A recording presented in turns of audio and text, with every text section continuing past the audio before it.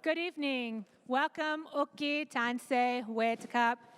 Tonight is Orange Shirt Day, so hopefully you're all sporting your orange shirts today. Make sure you put your pictures and your posts in our social media at Trellis, Boys and Girls Clubs, or Aspen. You can definitely follow us on Facebook, Instagram, or even post it on our website and follow along our YouTube channel as you are right now. So welcome. Thank you so much for joining us this evening. Tonight we have our theme around allyship, and what does that look like? For those that I have not met over the last couple evenings, my name is Christy Morgan. I am the Director for Indigenous Initiatives with Trellis. I come from the Secwepemc Nation, the Slicktaus First Nation band, so English, that's Bonaparte First Nation of the Shuswap Nation in British Columbia. And I'm here with a bunch of my colleagues, my friends, my community members to help co-host a fantastic evening. And later on, we'll be having our virtual round dance. But before we get into anything else, I'm going to turn it over to our elders to lead us in smudge and prayer. And we ask those that are following us along online to pray or follow along in whatever manner you feel comfortable in.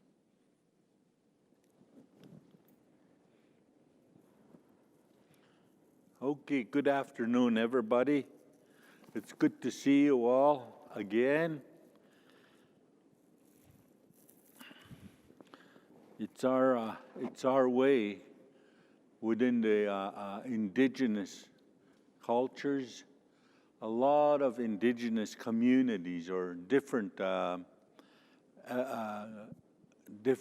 indigenous people from different regions in Canada all make smudge and different types of smudge. Some use the cedar, like the West Coast. Some use the sage.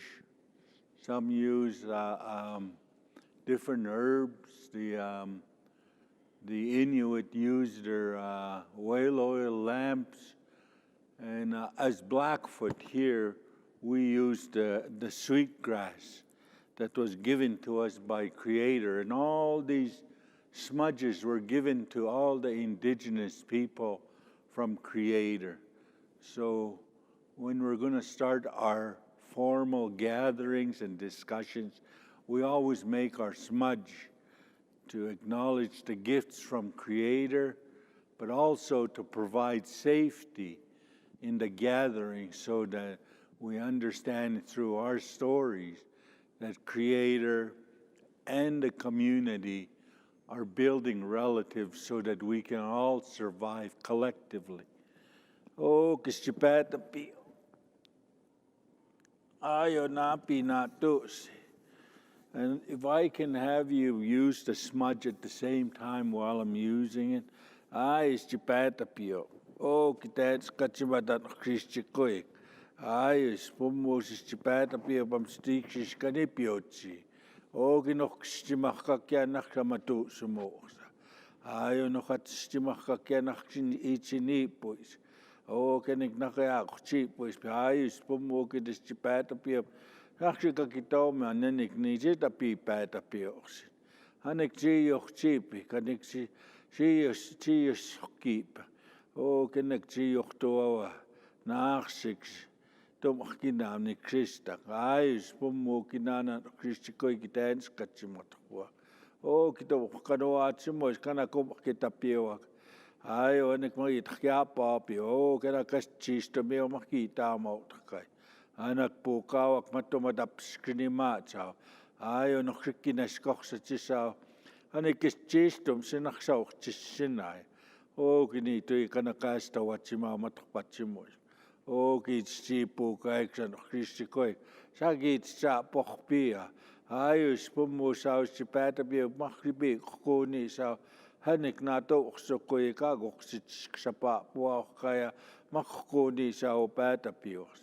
O kinitama ang kamantanyak sipatapios. O kinjay. And thank you. I'll pass it back to the Thank you so much.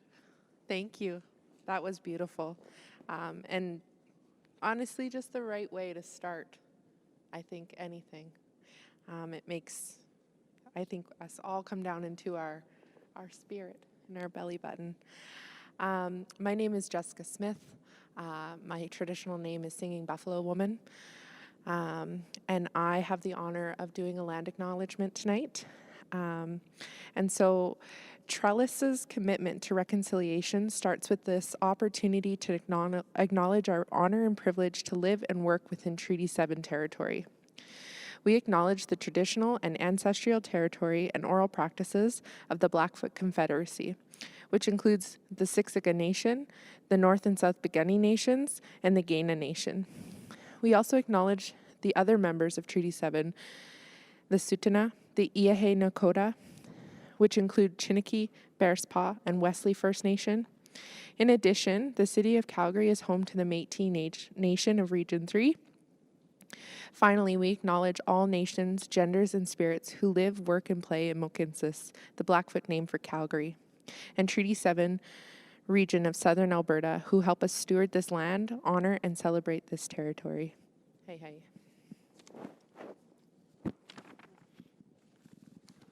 Hello and good evening. My name is Matthew Gagnon. I come from the Northwest Territories. I am Cree. My traditional name was gifted to me recently, and my name is Little Muskrat Boy. I have the honor of introducing Elder Carrie Moore. She is a registered social worker with a master's in social work. She is Cree Métis, originally from Saskatchewan. Carrie is in private practice and specializes in intergenerational trauma and grief. She is also a sessional instructor with the Faculty of Social Work at the University of Calgary. And Carrie is an accepted knowledge keeper and sits on several elder boards, including the Elder Advisory Circle of the University of Calgary and the Calgary Board of Education. Thank you, Matt. Hello, my name is Gabrielle. My traditional name is Eagle Woman or Pitaki. I come from Piikani Nation as well as Guyana, and I too also have the honor of introducing some of our elders this evening. So Dr. Reg and Rose Croshoe are honored Blackfoot elders and traditional knowledge keepers. Together, they have been advisors for many committees with national, provincial, and local scopes, focusing on work with elders, youth, culture, and environment. They are both instrumental in the development of the Elders Knowledge Circle and work closely with the United Way of Calgary and area. Dr. Croshoe, a former chief of the Piikani Nation, is also a regular lecturer at academic institutions like the University of Calgary and was influential in the development of the education program at Head Smashed In Buffalo Jump. He also co-authored the book Agaxthamin, which explores Indigenous concepts of justice and sentencing circles. Thank you. We also are blessed to have Jackson Etanier. Sorry if I butchered your last name. Jackson is this year's designer for the Orange Shirt Day t-shirts. And so we are really privileged to have him and his family, Michelle, his mother, and Derek, his father, here with us today. Jackson was born and raised in Calgary. He loves art, music, and sports. He's played 5+ years of competitive Tier 1 soccer, unfortunately succumbing to career-ending injuries in 2019, at which time Jackson turned to art, where he began to explore and discover a new passion. His initial artwork went on display at Sea Space and Art Commons for the Making Treaty 7 art exhibition. Later on, through the support and encouragement from his parents, he bravely submitted an entry to the Orange Shirt Society for the 2020 Orange Shirt Design Contest. Jackson is now entering high school, grade 10, in Northwest Calgary, and is juggling the academic demands of the very challenging IB program. So welcome, Jackson and family. We're really honored to have you. I also want to take a moment to thank our sponsors. Without them, these sorts of events and our programs can't exist. So TC Energy, FMAV, and 7 Generations Energy have sponsored all 3 of our events tonight, and we're honored to have them here this evening, as well as supporting us in so many ways. So hi. Thank you all for the warm welcomes and the messaging. Once again, it's so great to see everyone join us this evening. Again, we're having questions, so make sure you put them in the chat area if you have them. They're going to be coming in through the evening. Tonight, we're going to have not as much time for the question area, but we do want to have some space for that to encourage some dialogue within our virtual and our physical circle this evening. So make sure you put them in the chat, and we'll get your questions presented to the elders. This evening, we're focusing on what is allyship. That's often a word that we might hear in our work or everyday lives.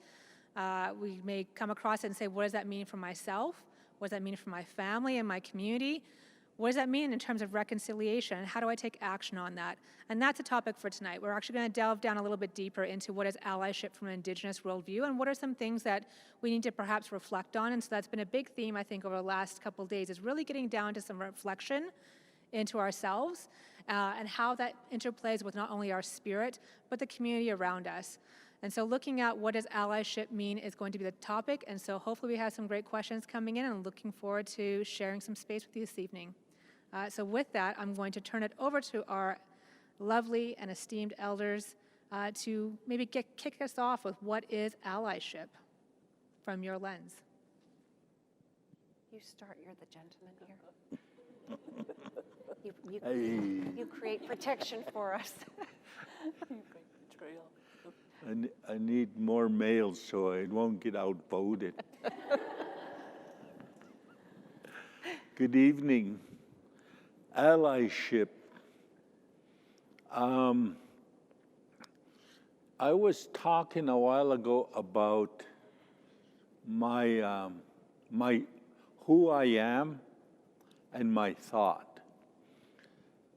And when I say my thought, I think from an Indigenous thinker's perspective. And the way I would explain that would be, I heard our creation stories. I heard how creation with emotion happened, how creation with thought happened, how creation with sound happened. So when creation happened with all these emotions, sound, thought, those are natural laws that are a part of our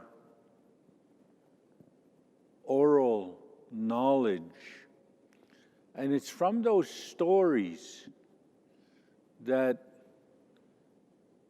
I follow that allows me to be transparent and responsible to natural laws. And I think of, when I think of natural laws, just a short piece of the story on sound. When I heard from our elders when I was young, Creator took this magic dust, rolled a ball in his hand, and he blew it off his hand and gave it the power to stay suspended. That was his creation. However, through the story, the elder said, "Itkumatumai." Itkumatumai means an infused sound and vibration into this planet that was created. So I look at that story as a natural law. There's sound and vibration in the planet that we live in and in the universe that we're in. So the elders would say, we're equal with everybody and everything. And environment is life, and life is environment. So when I listen to those laws, I think about laws are given to us and are accompanied by resources. So Creator gave us all these resources of sound.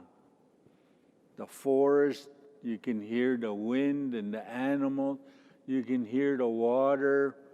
Even vacuum has sound. Everything has sound. That's a resource that was given to us. So in order for me to be transparent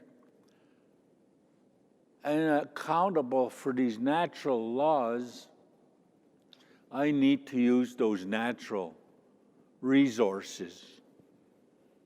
I need to use them to teach language. But I also understand part of the law says we're equal with the environment, with the animals and the trees. So as I get gifts like resources of sound, then I have to make sure I look after where the sound comes from. Because if it stops, where is my language going to come from? So we look after the environment and we look after our fellow human. So when I look at natural laws, those are our natural laws. Being responsible with the resources that we're given through those natural laws is important, and how we teach the language. So I would look at, in our indigenous way, we also practice a system that we call an oral system.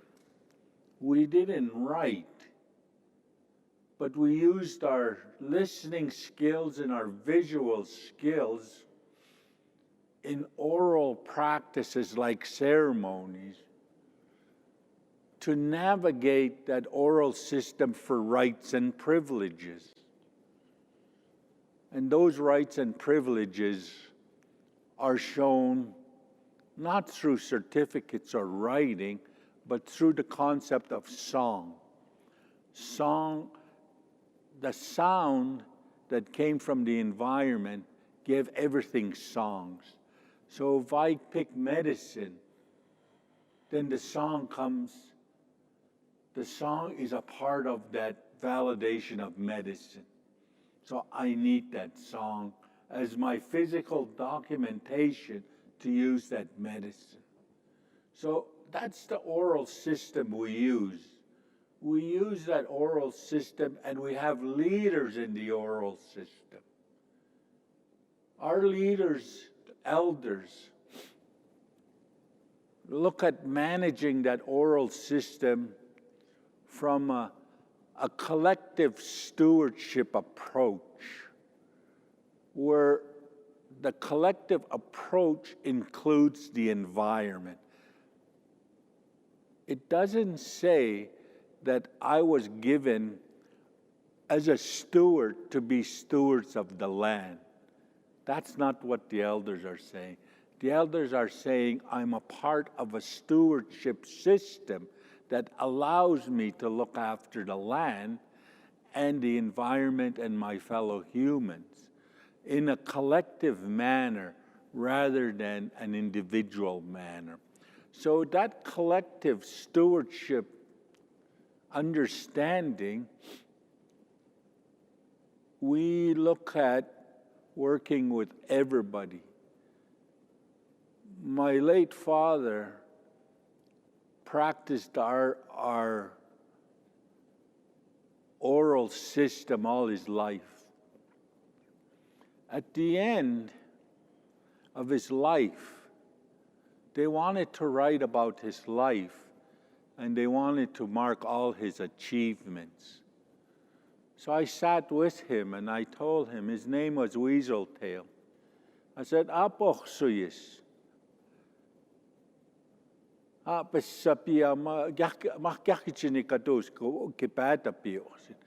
They're looking for your achievements to write in your story.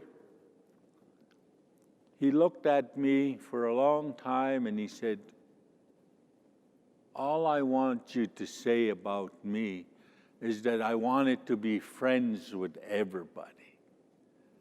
Everybody was my friend. The animals, all the humans, I wanted to be friends. So when we look at collective survival and stewardship, the concept of friends with everybody and relative is so important.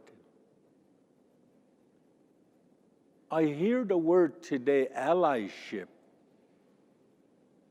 and I automatically go back to my dad's words when he says, I want to be friends with everybody. And that's all he wanted people to know. So that was so important when I look at the concept of allyship. When we practice the oral system, through our stories, which are our theories,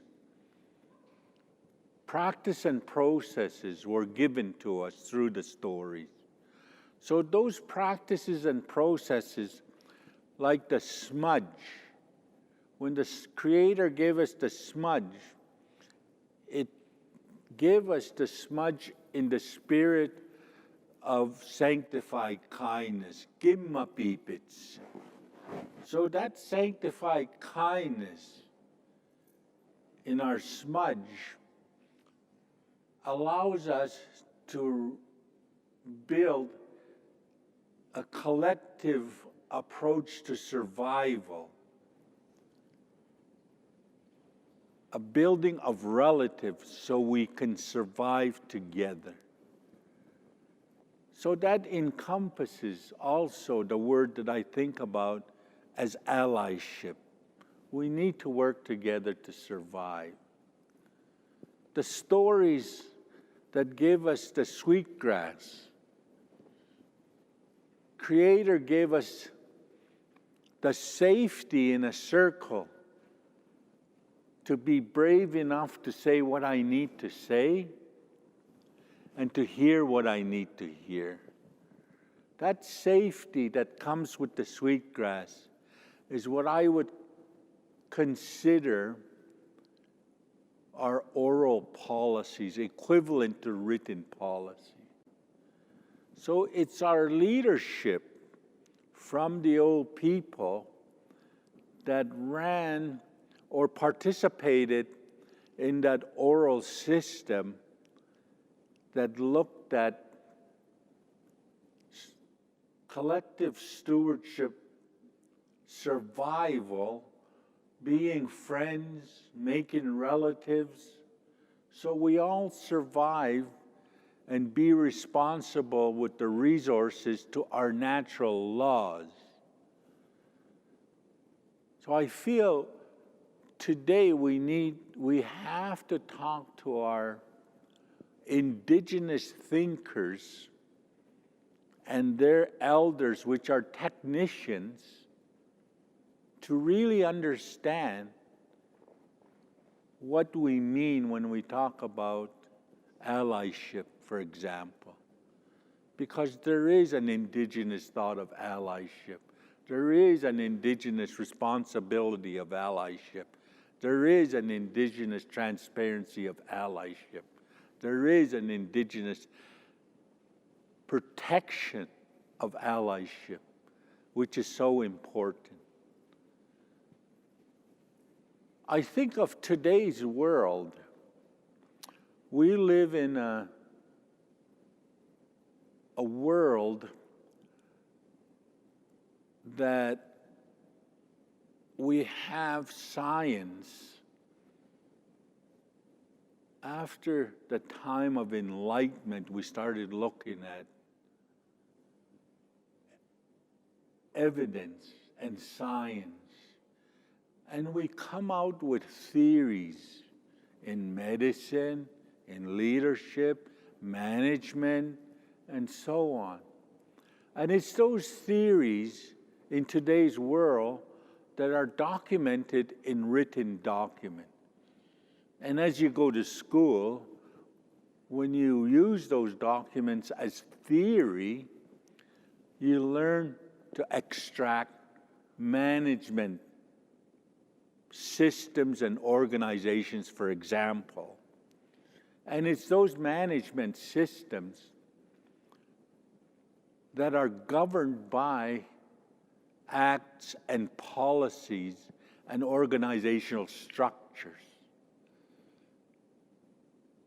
So, as you're a part of today's world, we also need to be transparent and accountable to the laws that are given by the government, the policies that run organizational structures.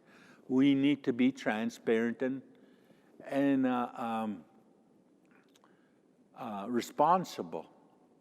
So when you receive resources, then organizations have policies that they use to spend those resources. Management today and technicians that are part of the organization are caught in a management control box. And they're locked into that box through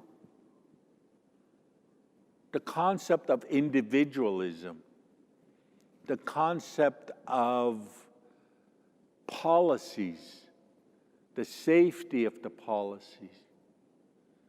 So when the system imposes on oral systems, the safest place to develop programs for indigenous people is going to be through those policies, those management control written systems, management control boxes. And that's a challenge today, because the oral system that we talk about, which is a collective stewardship system, and the management control written systems that we have today have completely different languages. We have a written language that talks about management control system and views allyship in a perspective that is a different perspective from an oral system and the way they view allyship. So when I think about the word allyship, I think two different languages. And those languages don't understand each other. We need to start,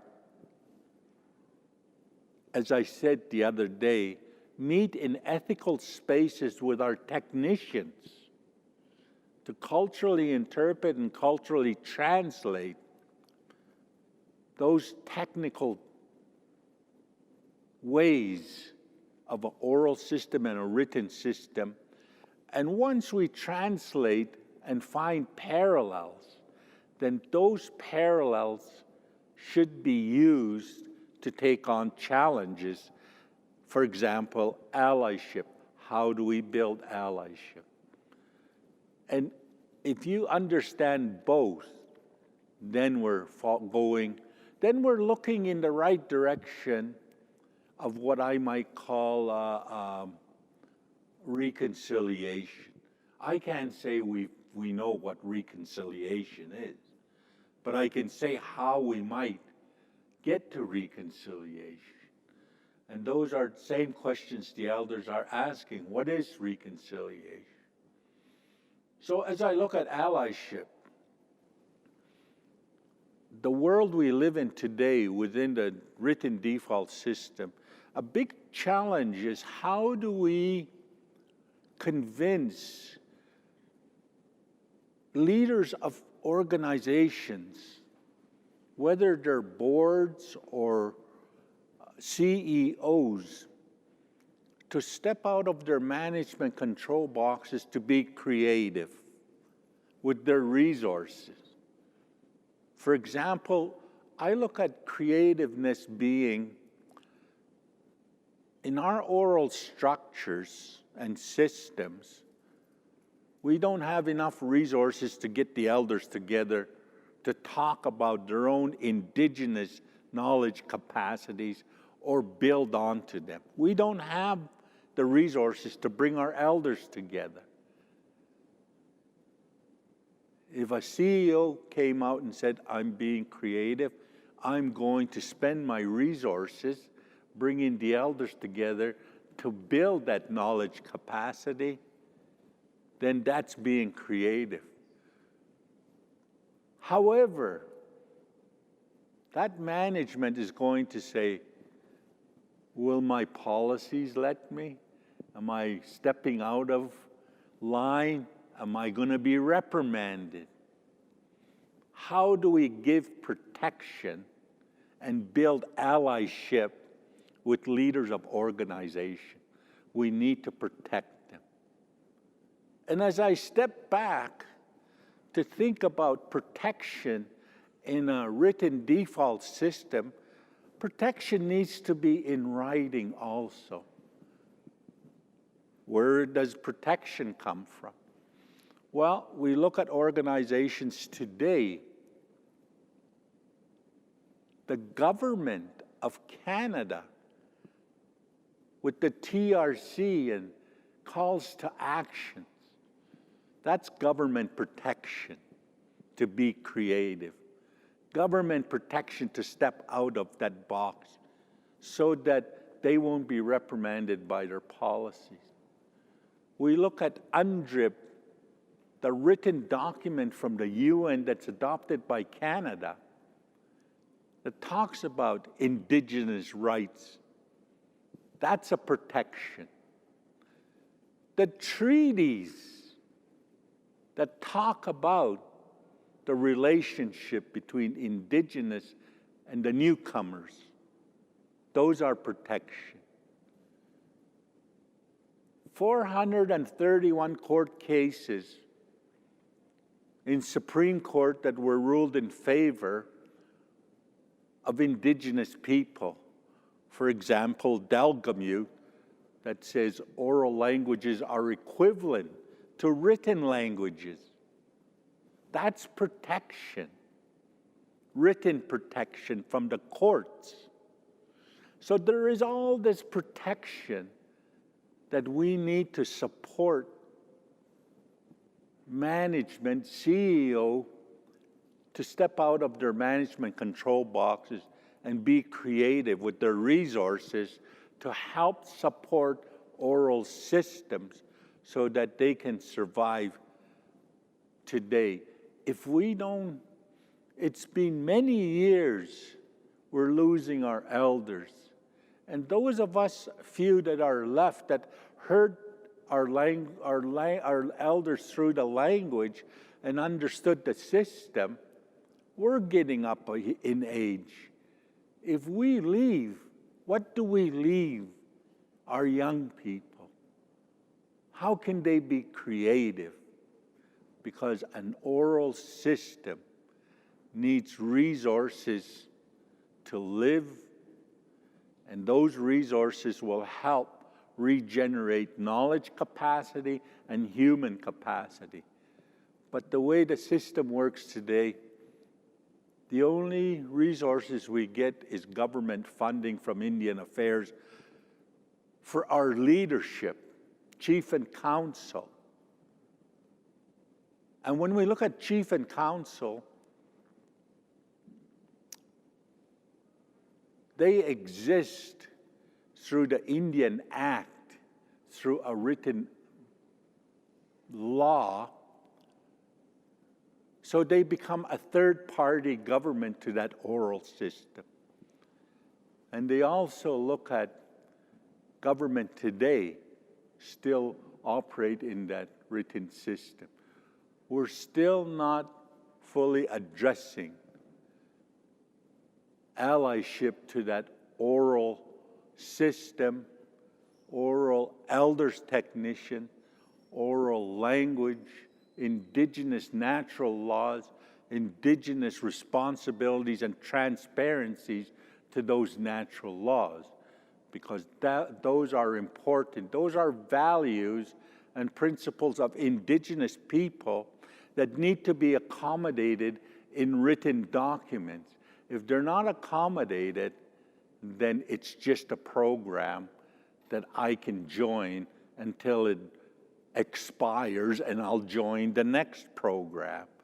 I don't have to, if my principles and values are included, I don't have to work to self-sufficiency. I just follow the written program.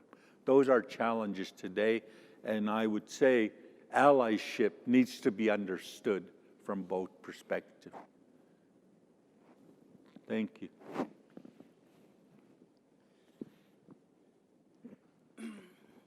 Well, Richie pretty well defined allyship from the oral side. I think what has to happen is that allyship, was it allyship or allyship? It has to be understood. What does it mean from the oral side and from the Western? How can we work to be productive so we can, what Rich mentioned, all those resources, both can benefit? Number one is the education. Just for example, the education policy is, how many of you have read the Indian Act? And it's pretty strict of how they're telling us to be, you know? And I think from that, we have gained a lot because our traditional knowledge thinkers were still alive. And I think they gave us teachings. That's why we're sitting here. That's why we're starting to work with the universities and the colleges. We're trying to bring that knowledge there so we could share. Again, we're still sharing in order to understand both. But I think we are making headway, just like Jessica read the land acknowledgement. How many people really understand what is the land acknowledgement all about? Or it's about mumble jumble, all that. But when you look at it, when you listen with an open mind, there's a lot that's being covered. Number one, respect is there, humility, humbleness, and I could go on and on with those. But another thing is when you make, it's like a friend. You got a friend. When we went to school, we made friends because that's how we had to survive. When we went off to, the reserve, we had to make friends. And I guess at that time it was, I could say it was allyship that we did. They wanted to know who we were. Where did you guys come from? They'd ask us questions because we weren't even in the books, in the social study curriculum, in the education curriculum. We weren't there. We were just nobody. But yet we're still existent. And I think we are making headway because different organizations like the United Way, University of Calgary, Mount Royal, and ARP are stepping out of that control box, like what Rich said. Okay, let's work together in a very ethical way. You guys still have your knowledge, and we'll share, but we won't intertwine. We won't mix because we don't want to confuse the people again. We're going to start. Look at the Orange Shirt Day. Listening to the people that have spoken about residential school. I mean, it's every year I hear that, but there's new things coming out. People are saying, "Oh, I never knew there was a residential school. I thought they all went to town school, you know, nearby towns." But when they started even looking at the history of the residential school, it was designed for an army, for an army company to train people. That's what it was built on. But mind you, they had good intentions at the start. But somewhere along the line, like Rich said, managers kind of twisted everything and got, And I think by sharing, by listening to the elders, by listening to knowledgeable people, by listening to people that are educated, that went through the hardship of trying to get that education, even giving up their own treaty rights to have that education. Because we couldn't even, in 1950? Or we couldn't even vote. I mean, we couldn't vote, and we couldn't hire a lawyer if we had mistreatment on us, because the Indian agent will send you to jail. And he'll probably go to jail because the government would send.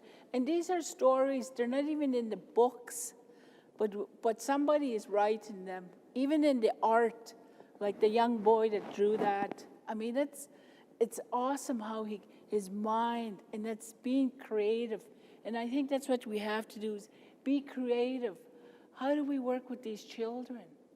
And even the future generation, how are we? We have to change those policies because those policies aren't working.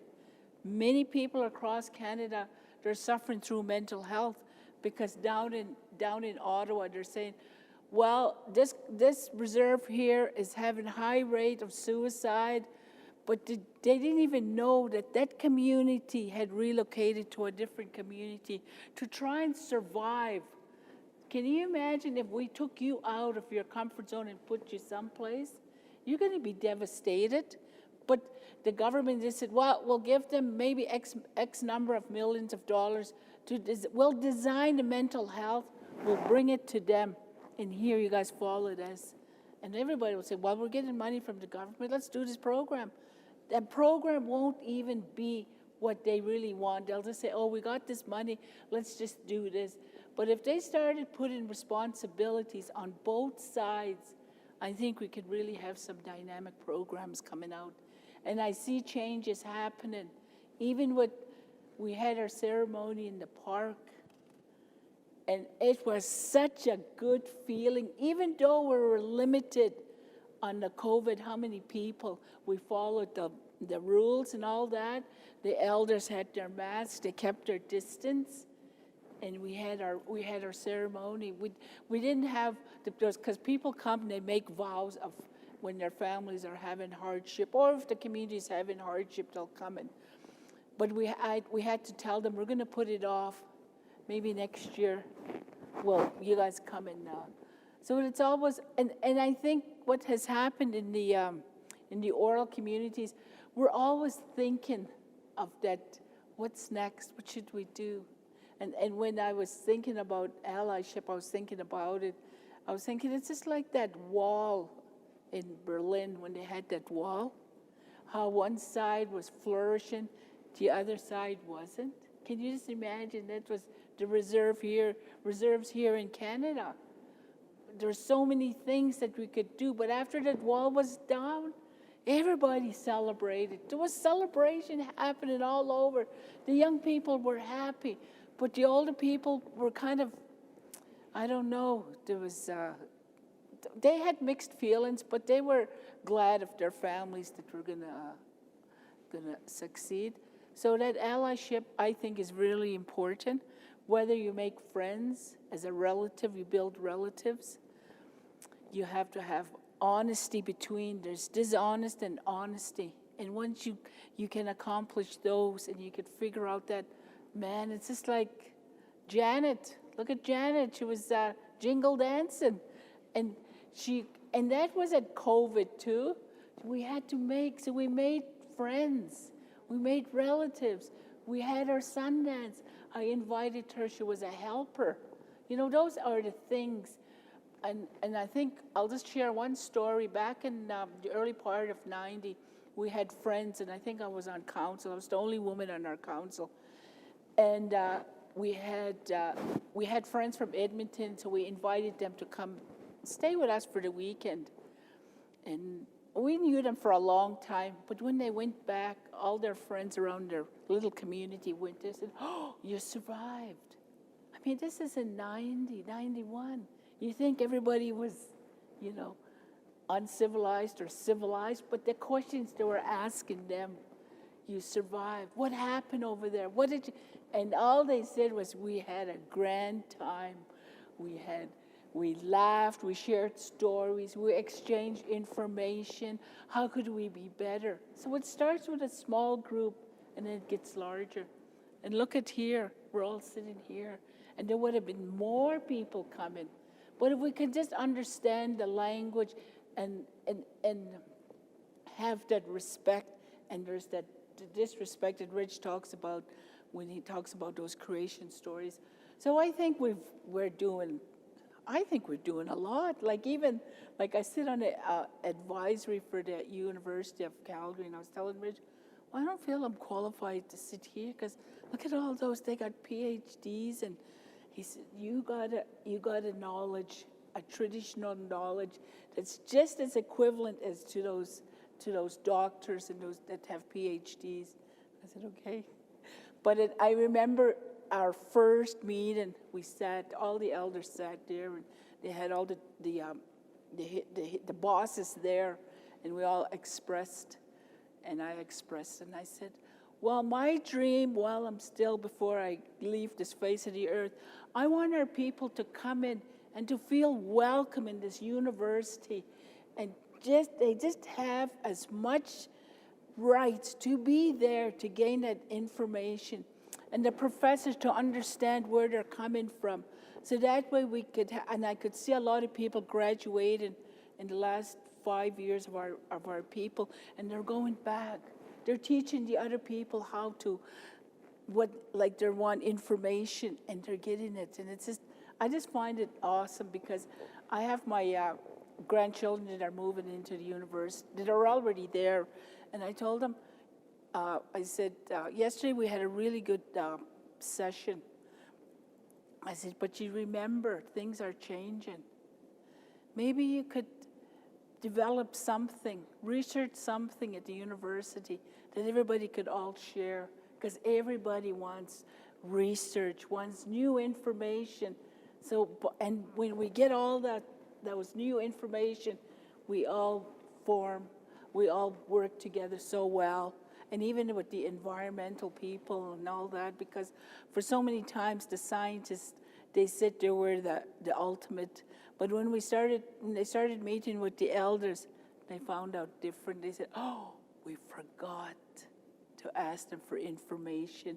When they hold some of that information so dearly, we can work with them. So I think we're doing, if we have those allyships clearly defined and explain to them, I think the main thing is communication. You're communicating on both sides, because we were all oral. We didn't know how to speak English, but look at us. We're helping the organizations.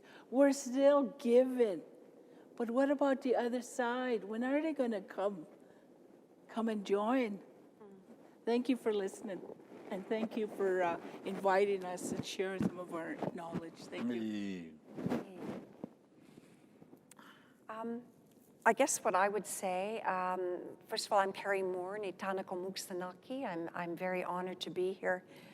I know that what's happening within the systems, and what's happening within agencies, and what's happening and on many levels is that even within those systems, they are divided within all of those, within the whole system. So in order to create allyship, you have to really begin with your agencies. You have to be able to say, this is what our policies are. This is what our protocol is for working with Indigenous people. And you need to actually discuss that with the elders that you're working with and the knowledge keepers, so that everybody hears the same thing, so that you're bringing together and saying, this is what we must have, we must do, and this is what we are doing. And that's exactly what Reg and Rose are saying too. But I think where I see it fall down sometimes is that you have management or CEOs or whatever they might be, or deputy ministers or whatever that looks like, making decisions about what that program is going to look like and how you include Indigenous people. And it is in the written word. They're not, so people are making assumptions about what that is.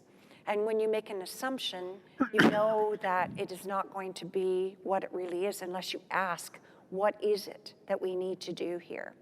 So in order to create allyships, we have to really make sure our whole agency knows exactly what we are speaking about. You have frontline workers that have no idea, that are doing amazing jobs, and yet people that are because it is a hierarchy. Within an Indigenous worldview, we have different people that have are known in our communities for the skills that they have. So we have different lodges, for example. We have our chief and council. We have our healers. We have our elders. And we may speak about things that are important to us, but we come together to speak about what all of those things are. We don't keep our knowledge to ourselves about, we see what is happening and this is what we're going to do. We come to everybody and we bring it to them and we say, we see what is happening and this is what we can do together. We don't operate by ourselves. We operate together. We may start by ourselves and figure out what that's going to look like, but we bring it together. And so in order to create allyship, you have to look at your policies first. You can't just say, we're going to change our programs. You have to start at your policies and say, we have something in our policies that state this is how we are going to do this. Because I know that there are agencies that change the programs and really talk about their programs and include those programs as part of the policy, but the policies are different than the programs. And that doesn't work. You have to really begin with your policies. And when I'm looking at allyship, when I look at people that ask me to work with them, I ask them, what do your policies say? And I look at the policies to make sure that Indigenous ways of knowing programming is included. And so you really have to have it at every level of government, every level of the systems, in order for it to really go forward in a good way, or it's not going to happen in a good way. Because one of you, the people that are really doing that work with Indigenous people are going to hit a wall eventually. And unless everybody is on the same page, know exactly what you are working towards as an agency, not just the frontline people, not just the supervisors, not just the managers, but the CEOs, the accountants, the directors, all have to sit together and say, what is it that you are doing? I don't understand your program. Tell me. What is it you can say to them? What is it that you're doing? What is it you know about what we are doing? What are we doing together? And we don't do anything without that collective voice. So when you figure out what you want to do as a system, you're going to bring elders and knowledge keepers into your organization, and you're going to say, this is what we're saying. Are we on the right page here? Let's talk about how we are going to work towards what our goal is in a way that we both create that way of walking in a good way, so that we're actually meeting the needs of the people that we are working with.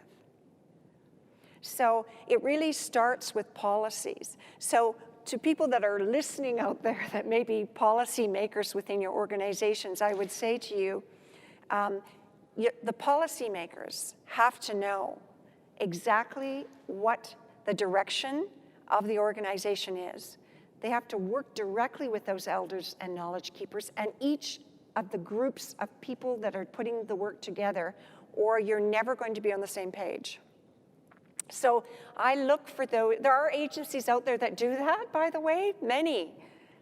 But I look for those agencies. I say, what are your policies?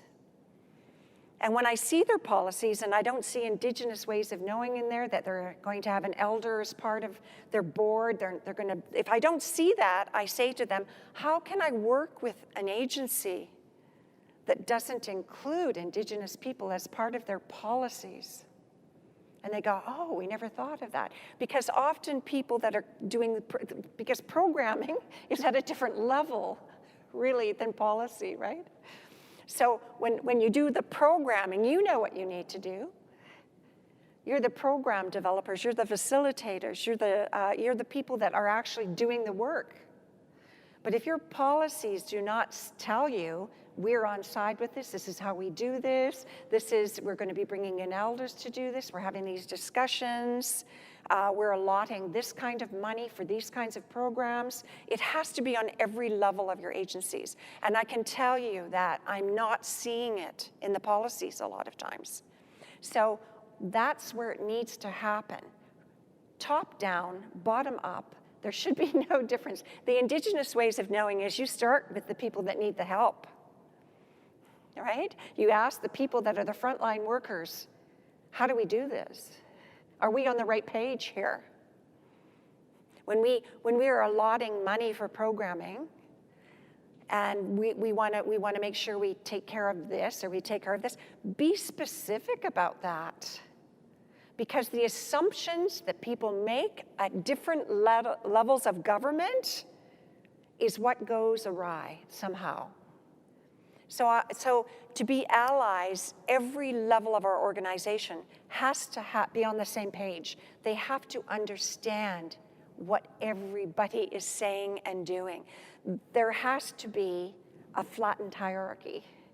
Yes, I know people are making decisions and they make those decisions, but and we all have different skills, right?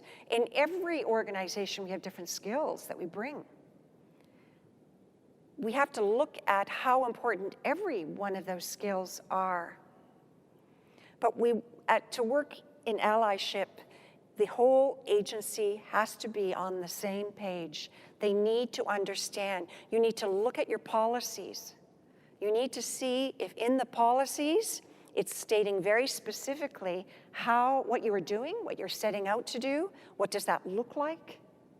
How much of your spending budget is allocated to that? Where are you going? I see visions and mission statements. And sometimes I think, what is that, right? So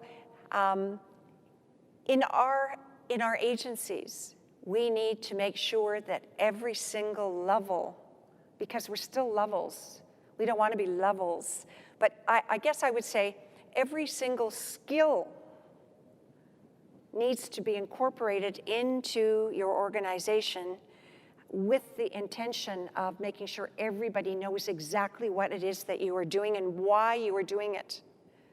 Or there's going to be assumptions made. And eventually, you won't be able to meet the needs of the people. You're only going to meet the needs of the people if it's very specific from bottom up, top down. So, and I know there are people listening that do that. Even their policies have been changed. So I can't even mention them all because there are many, right? But I will tell you that one of the agencies that approached me several years ago and asked me to be part of their agency, you know what I said? Let me see your policies. And in their policies, they said, you're right. And they changed those policies to include the Indigenous voice and how they were going to do that. And that's closer to home. So, and I know that Trellis does that. I know that I can't speak for any other agencies because I don't work directly with it, but I know there are many. But just remember that in order for us to be able to speak together, to work together collectively, for Indigenous people to trust you, to feel safe with you, every level must be on the same page. So thank you.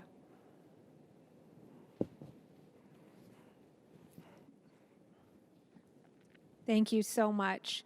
I think it is a complex topic when we talk about allyship. It's not English language is quite hard when we often think of definitions we all want to peg it down to one specific definition, one specific thing, just give me the answer. And that's hard. Allyship is a word that can mean a variety of things, but it needs to have that context piece and have that discussion to understand what that really means in that scenario. And that is the importance. And when we look at oral practice, oral tradition, that conversation is part of it. We all work in systems that require us to, we used to walk down the hall and have conversations. Now we Zoom and have our conversations. But to have those conversations and sit in space like this to actually get down to the nitty-gritty of what do we mean by this word? What is it we're coming from this lens? And so I appreciate each of your comments around what allyship can be, or what it should be, and what we should be looking at really from our work as collective work. We're all in different organizations, different industries, but the essence of what our elders are saying apply to any sector we're working in.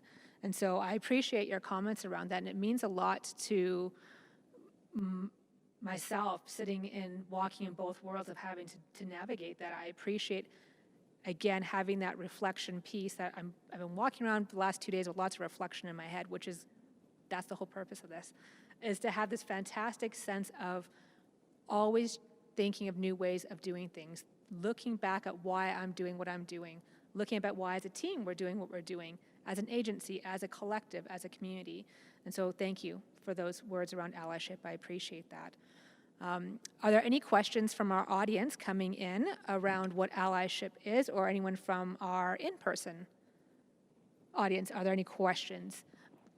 Yes.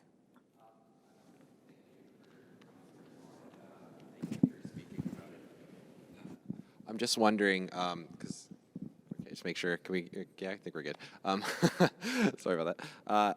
I'm just wondering, I know from my experience, and I'm sure the experience of other people, potentially even in this room, I've had like individuals come up to me and be like, how can I help? Because like once they learn about residential school systems, once they learn about like the things our Indigenous community had to go through, they feel passionate and they want to be those allies, but they just don't know, or they have a fear that they're going to be seen as an outsider if they show up to an event or something. And so I'm just wondering what we should be doing to say, like, how can we direct them in a way that is like, so that they're honoring it, and so they're being a good ally and not just trying to assuage their guilt. Do you want it from me? I would say, first of all, don't make assumptions about what that is. And by coming up to somebody and saying, how do I be an ally? We can share that with people, because there are lots of good intentions.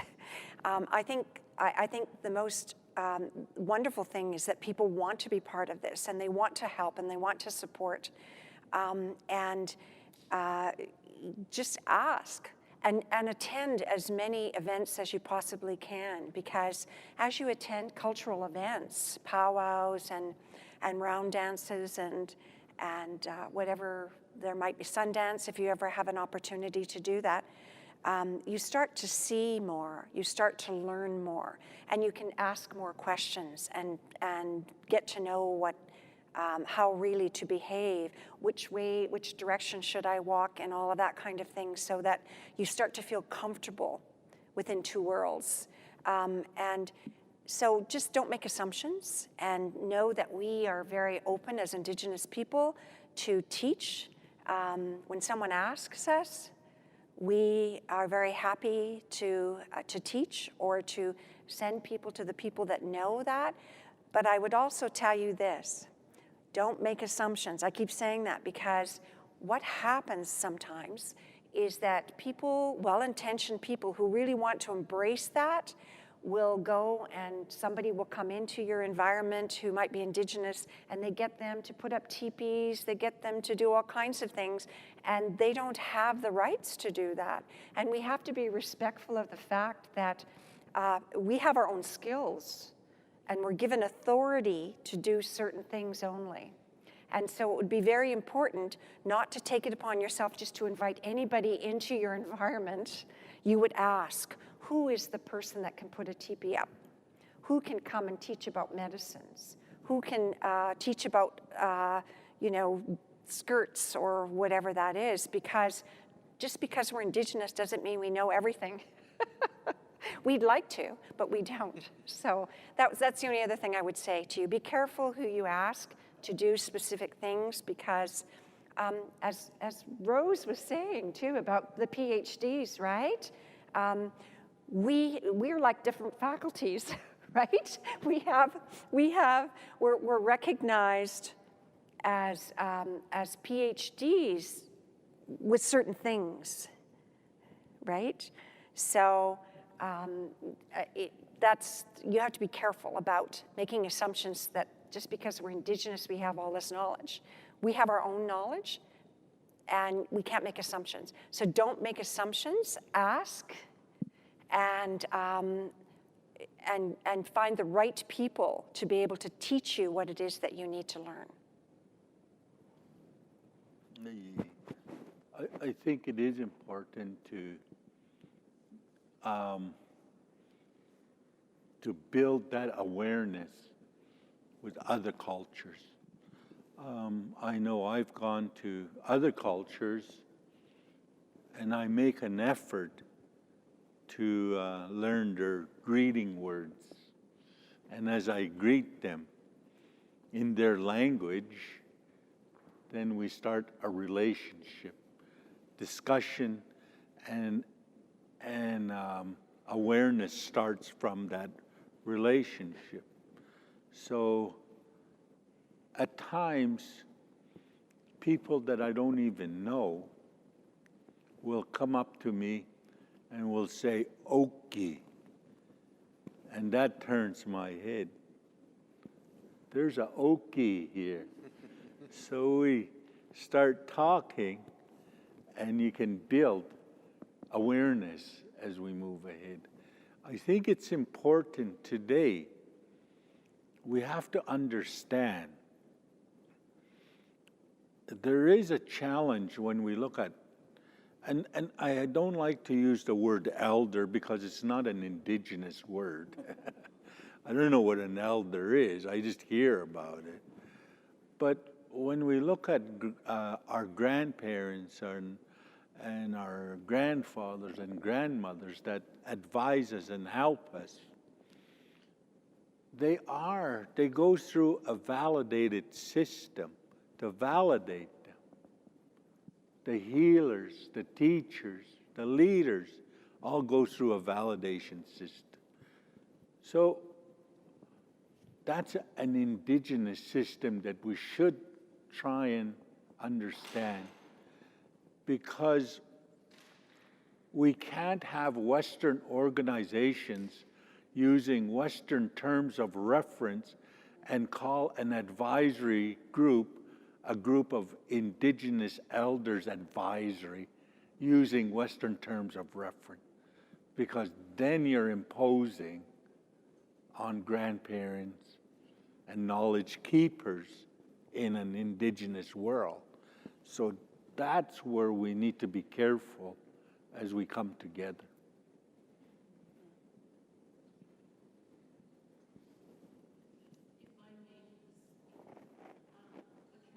Matthew.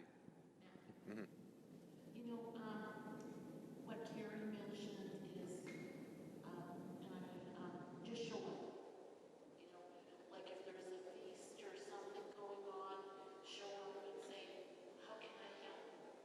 You know, because I'll tell you, is in my family, when we have a family gathering, the matriarch will say, okay, you need to do this, you need to do that, you need to do this, and it's not necessary, it's culture, but it's an honor to have somebody ask you something.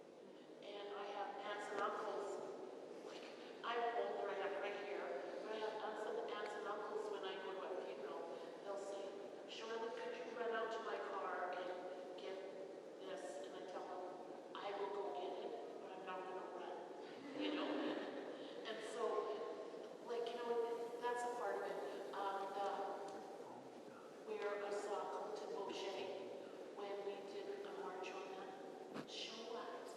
I'll tell you, as an Indigenous person, when we see young people or people of other cultures show up, oh my gosh, that's really empowering. And when we had Tina Fontaine, when we did the demonstration on Tina Fontaine, and when there, it was so amazing that different cultures were showing up, you know, and so what Carrie mentioned, just show up, go to feasts and events. This is another place to go. And you know, when it comes to culture, what I find a lot of around people amazing. I want to meet you because you made the design for the T-shirts.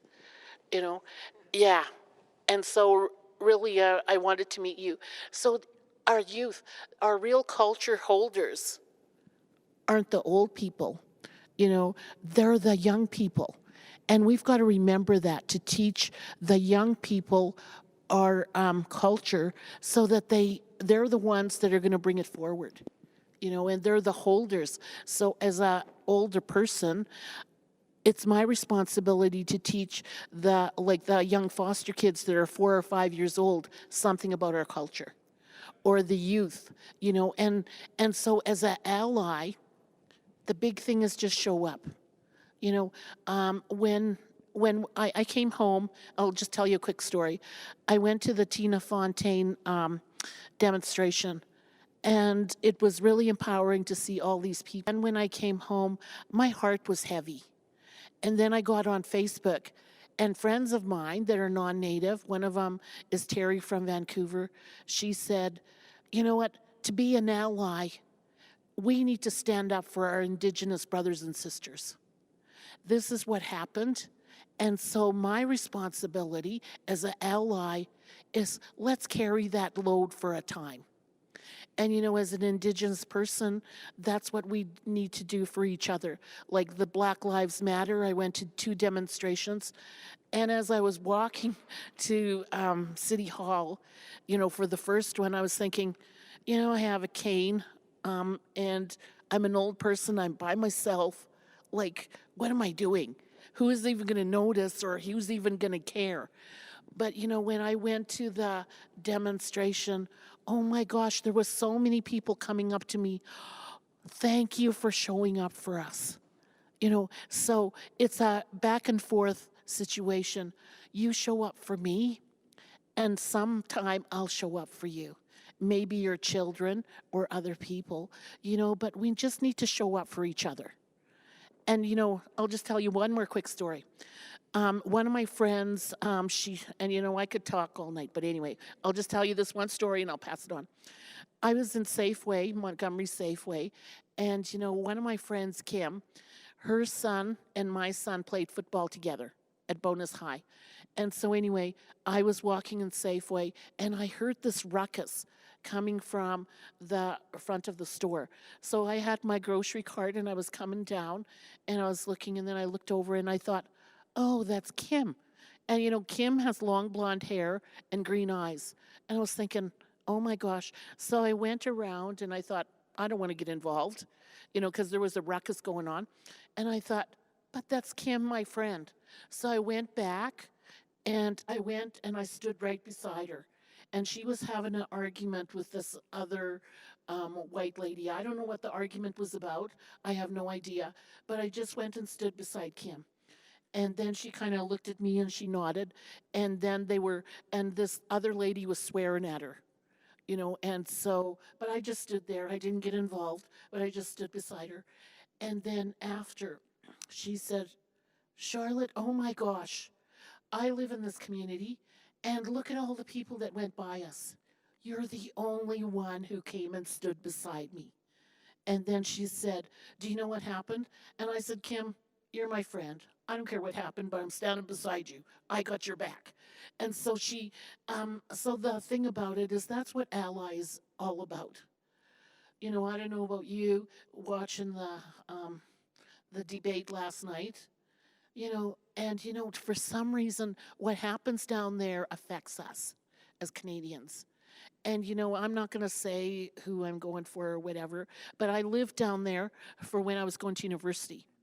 And the one thing I will say about Americans, you know, you don't have any doubt of what they're feeling or what they're thinking. They tell you.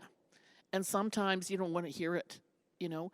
And so the reason I say that is the president, it seems to have made it okay to say racist stuff and to have racist things happen. And it affects us here in Canada. And so what do? We need to all just show up for each other. I'm sorry, I didn't mean to take over, but anyway, I'm going to pass this on right now. Ms. Rose. Want to say something? That was cheap. Thank you, Charlotte. Question. You have We have a few questions coming in, but I really wanted to take a moment to emphasize what you guys were talking about when we talk about allyship. And what I heard and what I often reiterate in the community is relationships. And that's really, I guess, from an Indigenous perspective, what allyship would be. And when I think about my relations to my elders and to my community, I think about what am I going to do to support my elders, to ensure that they're well, so when I ask them for support to do whatever it is I might need of them, they're well taken care of. And one of the things that I often notice in the community is we ask, but we don't honor. And so honoring the people that we work alongside looks a few different ways. It looks like learning protocols from different nations. So knowing the differences between our Cree Métis elder and our Blackfoot elders, knowing the differences in what kind of tea they like to drink, and all of those things that encompass relationships. It looks like honoring and compensating appropriately, because they walk this world a long time and they have teachings and understandings that we don't have. And so when I think about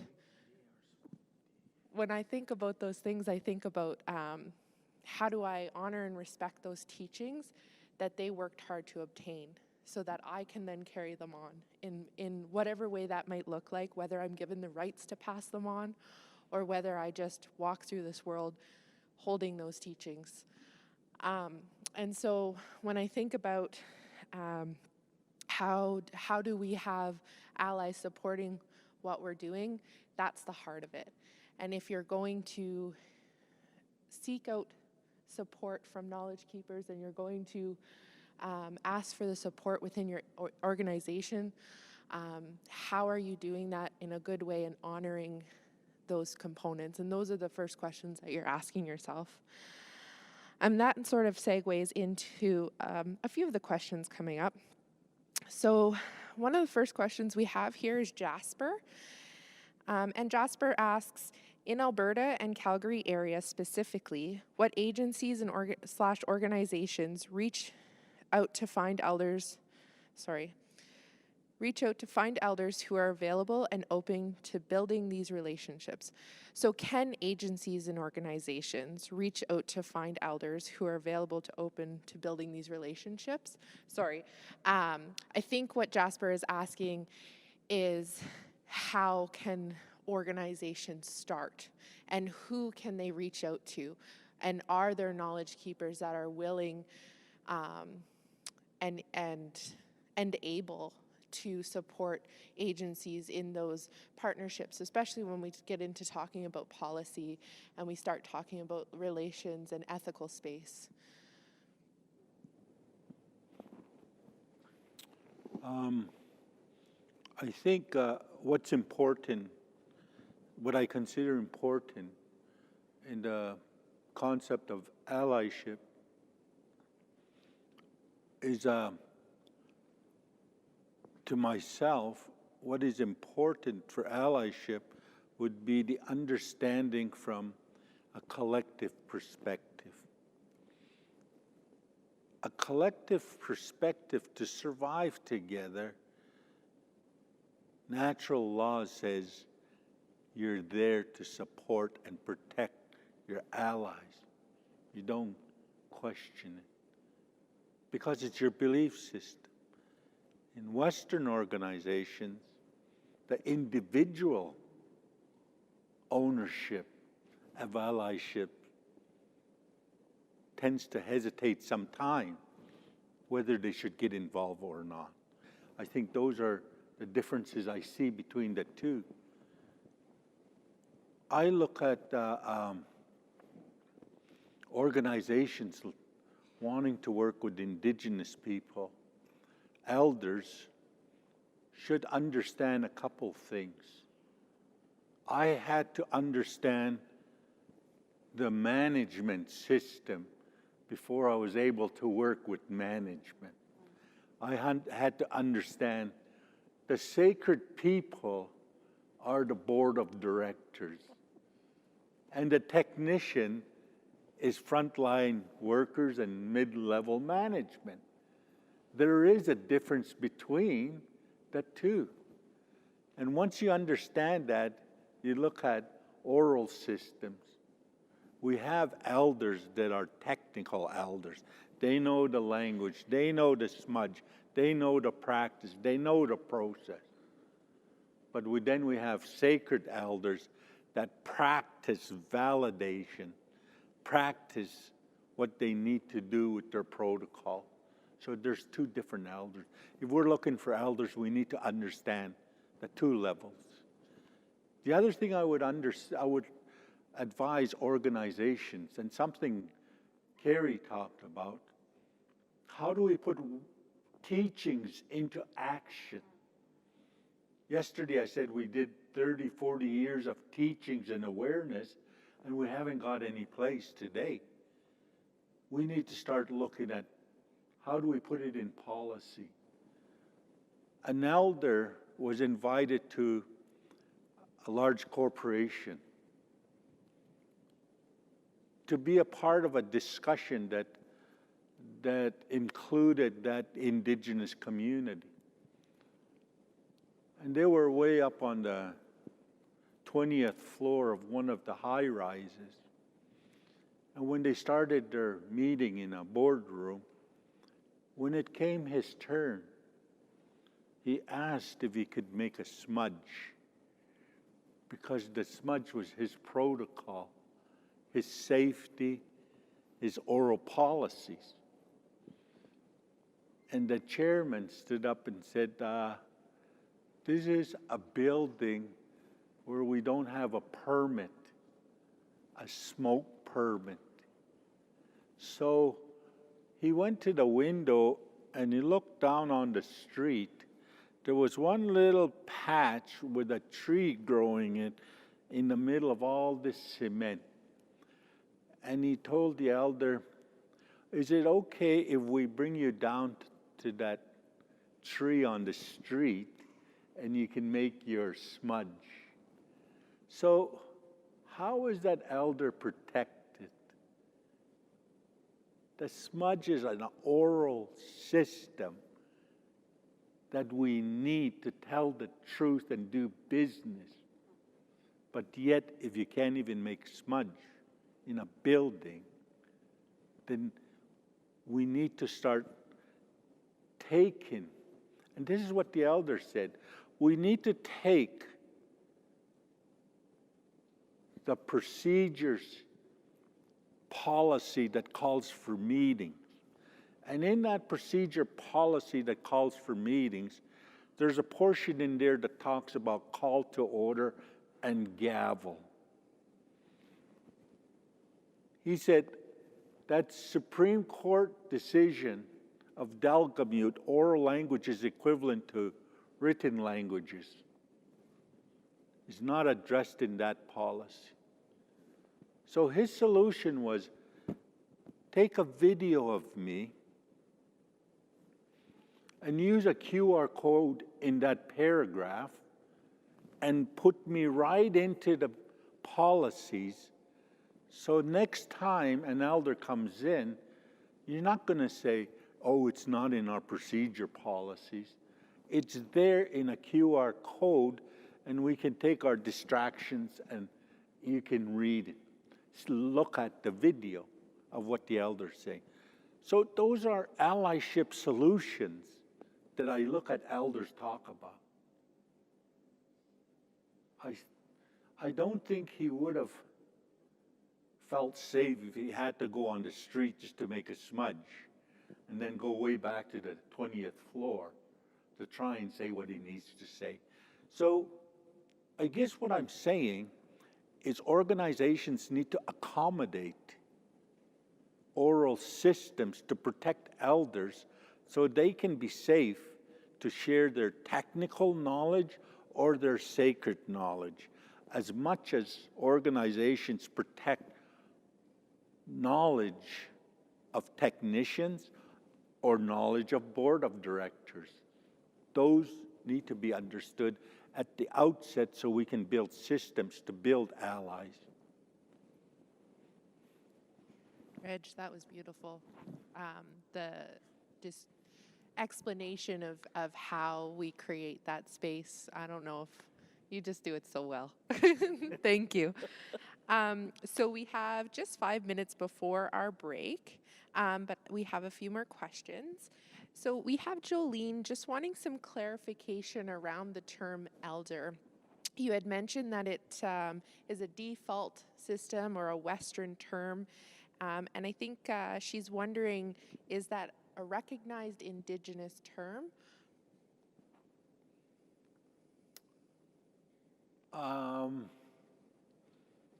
If I can understand it in my language, I probably would be recognized.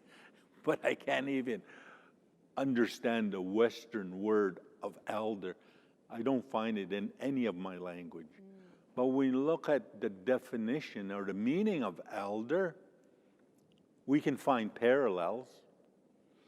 And I can say nachts, but does nachts have a meaning in your language? And do we understand what we're talking about? And that's why I say both systems have their own language. We need to start finding parallels. If you can accept nachts in a QR code in your policies, then I can accept elder in my oral stories that I call policy. That's perfect. Thank you. So we have Jasper wanted to clarify. He's wanting to know where agencies would find elders to build relationships and partnerships, and if the elders here are willing to provide their contact information. But he also doesn't want to assume. Thank you, Jasper. I just want to say we've both the Indigenous system and the written default system have existed together for 200 years or so. And through those 200 years, the understanding or misunderstanding has caused a lot of conflict. Even when I talk to the elders, they would say, through the concept of assimilation, our young people are addicted to the default written system. So they view Indigenous concepts from a Western perspective. So when we talk about finding elders, we got to realize we've had a 200-year relationship, and there is a challenge in finding elders. So since there's a challenge in finding elders, we need to really understand oral systems so that we know we're talking to the right elders instead of Oroville himself. Thank you. So we do have a few more questions, but we are going to take a break. And so I'm thinking we're roughly a 10-minute break because we are going to set up for our round dance and our presentation from Jackson as well. So I should pick up my notes every once in a while, but I like to freestyle. So join us in roughly 10 minutes. Thank you.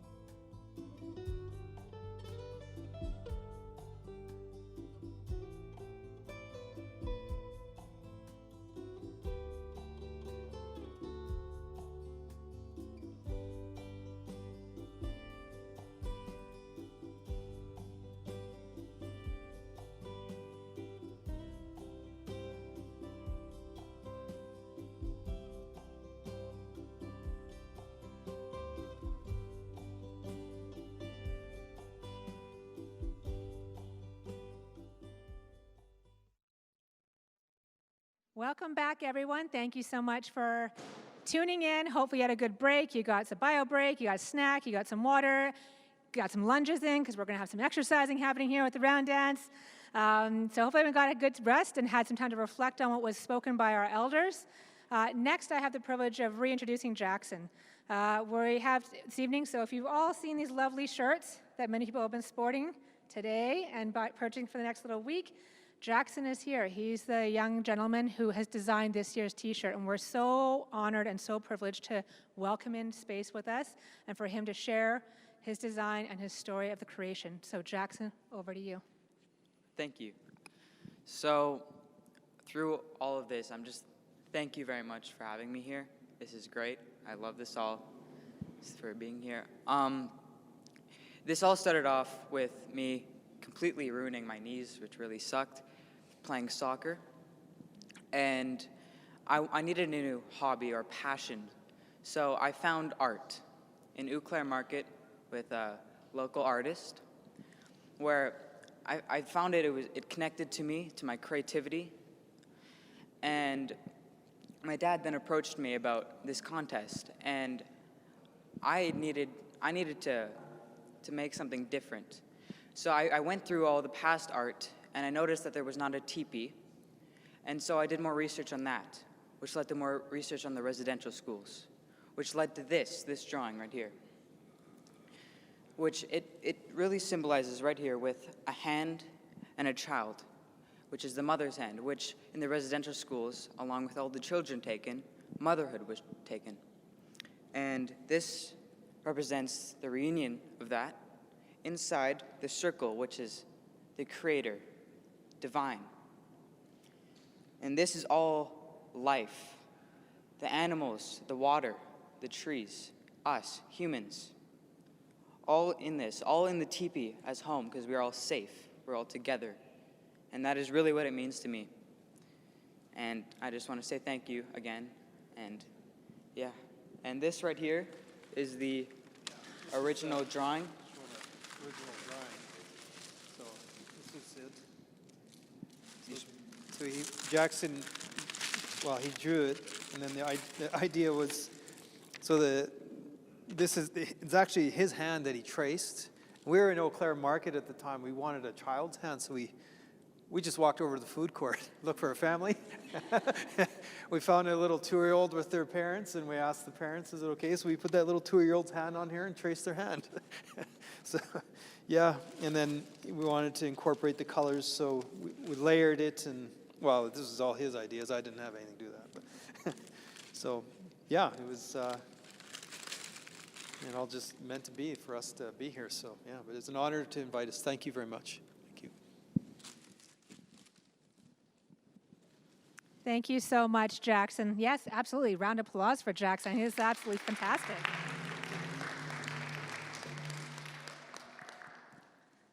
Absolutely. Thank you so much, Jackson. Your creativity, your vision, I think your intention of the design that you put in here speaks volumes to lending a voice to some of the children that didn't come home, for those that survived. And it's a good opportunity for our young voices to be heard. Often it's, in most spaces that I sit in, it's many of my colleagues that are, well, we're young at heart, but a bit older in age, that we're often having these conversations. But thank you for speaking your voice. I think it's so important to have our young people contributing to the betterment of what we're looking for, to tell this story, to share our shared history here in Canada. So, hi, thank you so much for doing that. Much appreciated. I have the great privilege now of introducing our drummers. Blackfoot Confederacy has joined us. They're here to provide us with our song to keep us moving. It's cold in here, so we're all going to get warm as we're going to get our dance on. So since I had get your lunges in, because you're going to need it, folks. And I'm going to turn it over to Spike here to have a conversation about how you can join in virtually at home and join in the dance with us. Over to you. Everybody, my name's Spike Eagle Speaker Jr. I'm a member of the Blackfoot Confederacy drum group. I got two of our singers, our lead singer here, Leo, and Skip. I guess how you could participate at home is everybody needs to go into the kitchen right now. So I'll give you a couple seconds to go to the kitchen and we'll start from there. I'm just kidding. Anywhere you're at, no matter where you're at, where you're standing, sitting, just stand up and go through the motions. If you don't know how to do a round dance, get a hold of Janet. Janet will teach you how to the proper steps to the round dance. Today we're going to be using the hand drums. All our singing, whether it be ceremony, social, anything, it all started on a hand drum. We never got the big drum until 1800s maybe or so. There's a few stories of where the big drum comes from, but today we're going to sing on the hand drums here for you guys. And like I said, start in the kitchen and we'll go from there. Janet will show you guys how to dance, and just wherever you're at, you could stay in one spot and just bounce in one spot. If you want to do the round dance around your couch, your basement, anywhere you're at, feel free. So with that, we'll go into the round dance.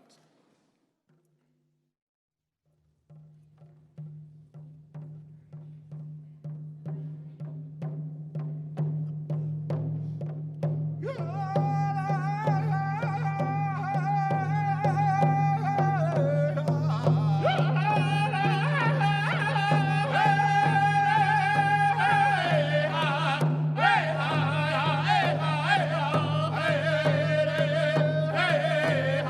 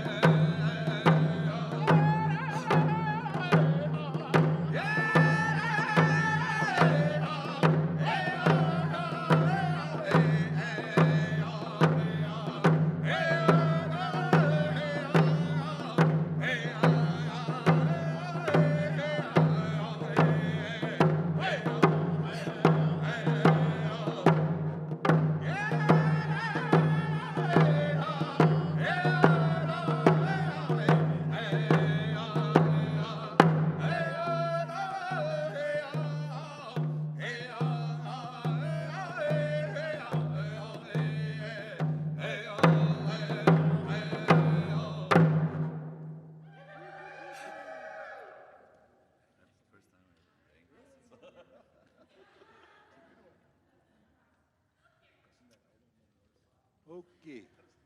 I just want to talk about round dance a little. In our gatherings, in our way, song is so important. The drum, the drummers, the singers. I just want to acknowledge the drummers this evening. They're all drummers that are one of the best drummers in the area that have been to many powwows, and I enjoy their songs. The round dance is a friendship dance that we all come together and join in on the round dance. And then there's other dances where the round dance is a ceremony dance where you invite your relatives that went to spirit world to come in and dance with you. And communication through we always believe we maintain a communication to our relatives in the spirit world. So that's a ceremonial type of a round dance where they have a ceremony and they dance with their relatives. A general round dance is where we invite all our guests, especially at a powwow or a gathering, what we call Indian days, and everybody comes in from different places, different provinces, different parts of the states, and when they all get together, they have a round dance, which is a friendship dance, and they have fun together, more of a social dance than a ceremonial dance. So the songs that they're singing tonight are some of the old-timer songs, and they're mixing it up with a different type of round dance songs that we hear in the area. So you're all good round dancers, even the ones on out in virtual world. Enjoy the drum beat. Make sure you have a high step and you smile. You're making friends. Anya.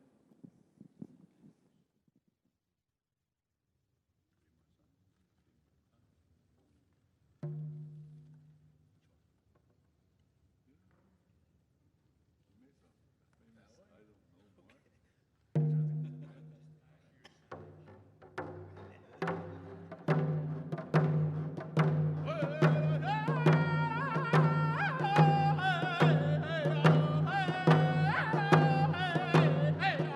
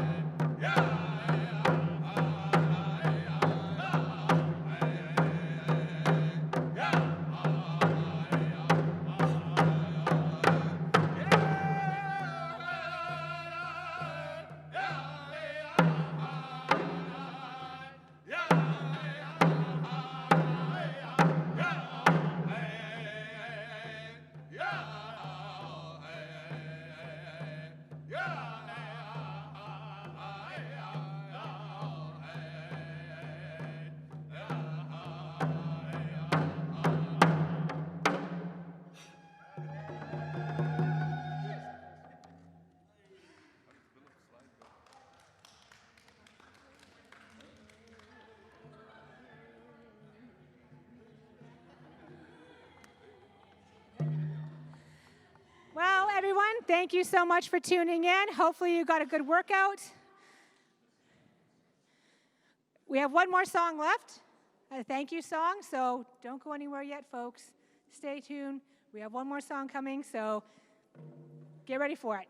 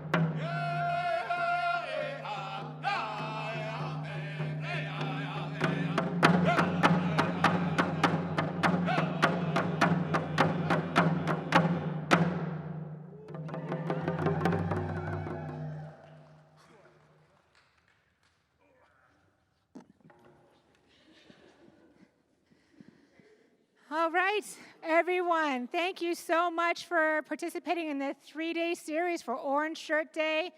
Thank you to our sponsors, TC Energy, FMAV, 7 Generations Energy, and to all the colleagues at Trellis and our partners in the community. Thank you so much again, Jackson's Blackfoot Confederacy. Much, much love. And to our elders, knowledge keepers, grandparents, Reg, Rose, Carrie, thank you so much for tuning in. Check out our website, YouTube, Facebook.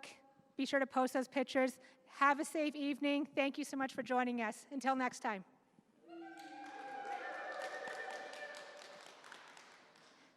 Now it's time to eat.